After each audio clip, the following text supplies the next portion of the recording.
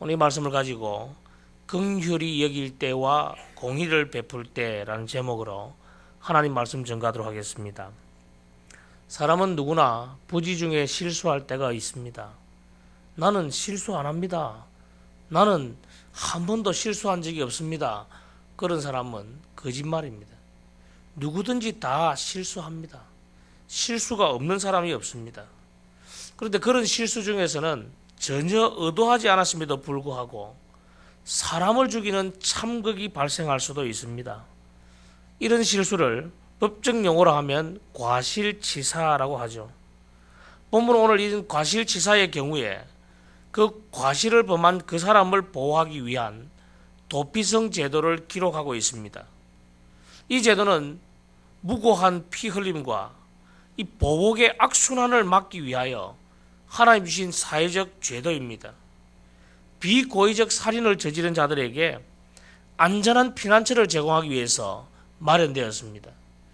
저는 어릴 때 중국 영화를 보면 괜히 마음에 안 들어요. 보통 중국 영화는 대부분 복수더라고요. 조그만 애 하나 남겨놨는데 그 애가 나중에 커서 또다시 복수하고 그 복수의 연속인 그 내용을 가만히 보면서 참 사람 사는 게 다 이런가. 계속 보복하고 복수하고 또 보복하고 복수하고 그런 게 사람 사는 그런 모습이라는 것을 보면서 하나님께서 얼마나 지혜롭게 이 안전한 피난처를 제공해 놓았는지 이 본문을 읽으면서 참 감사가 되는 겁니다.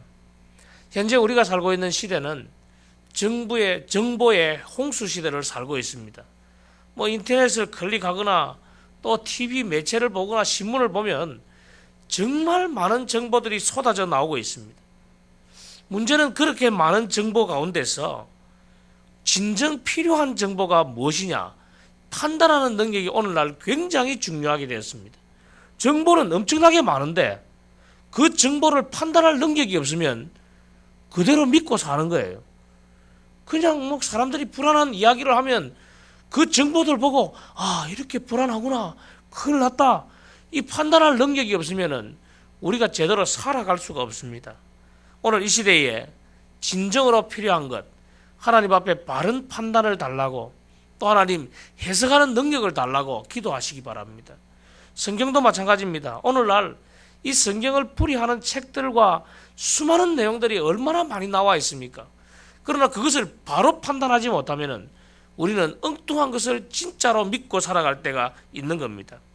동일한 사물을 보고 그것을 어떻게 판단할지에 따라서 그 결과는 너무나도 다르게 나타납니다. 오늘 우리에게 하나님이 바른 판단력을 달라고 기도하시고 본문을 살펴보기를 원합니다. 제일 먼저 오늘 본문은 1절부터 7절까지 긍휼히 여길 때를 이야기합니다.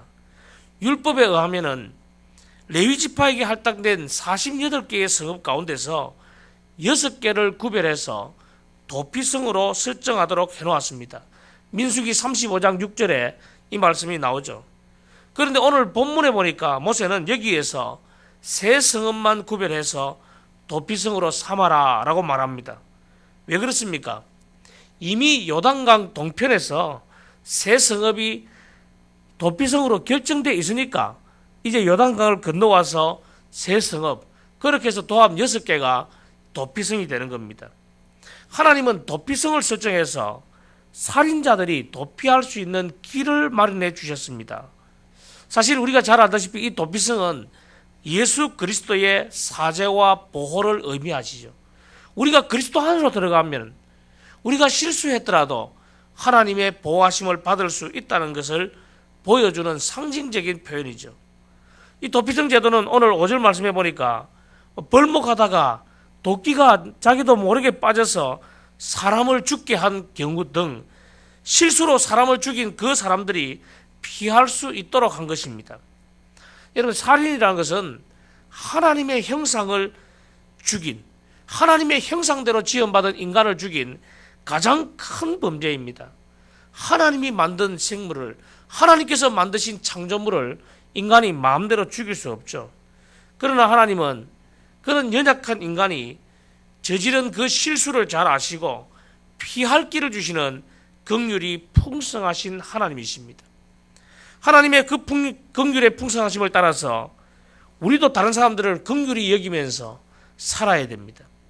여러분, 긍휼히 여길 때가 언젠가를 잘 분별하는 지혜가 있도록 기도하시기 바랍니다.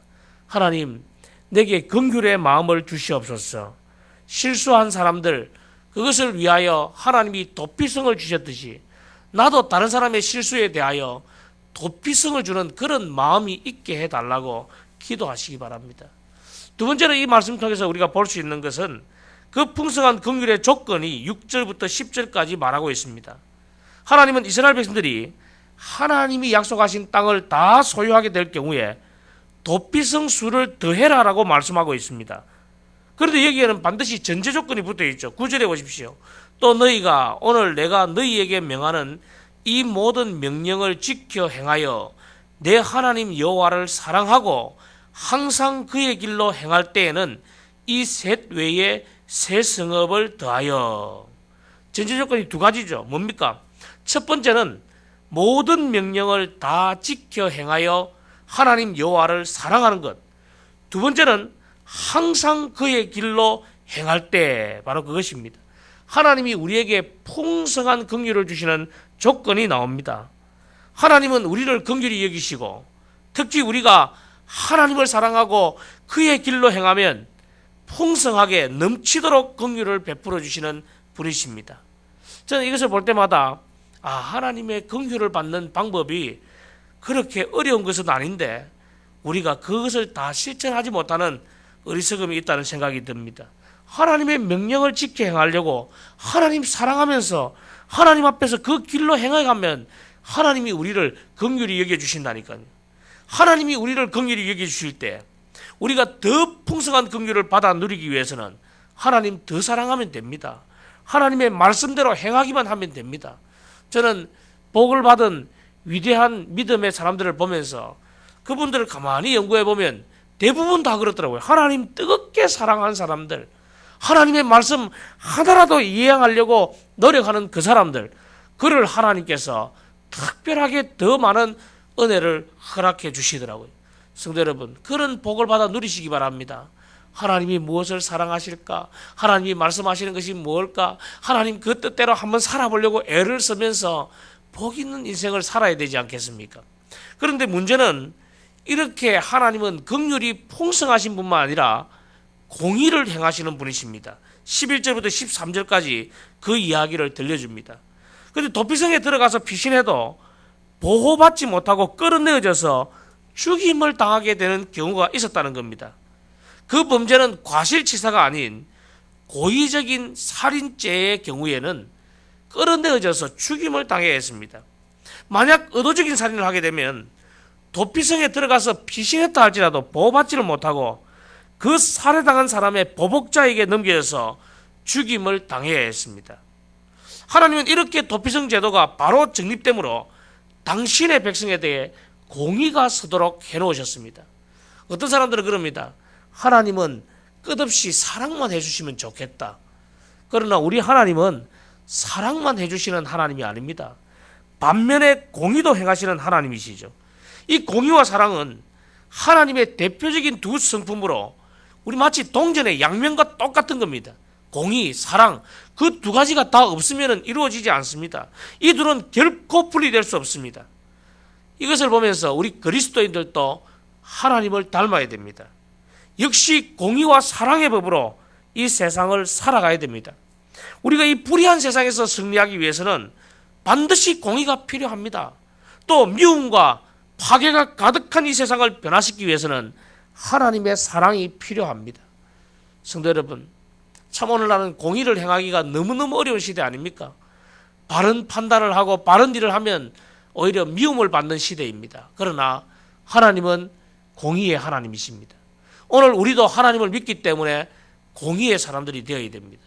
그 공의와 또 사랑의 마음을 잊지 아니하고 오늘도 공의를 베풀 때와 또 긍휼을 베풀 때를 잘 구별하고 분별해서 이행하는 저와 여러분이 되시기를 주의 이름으로 축원합니다.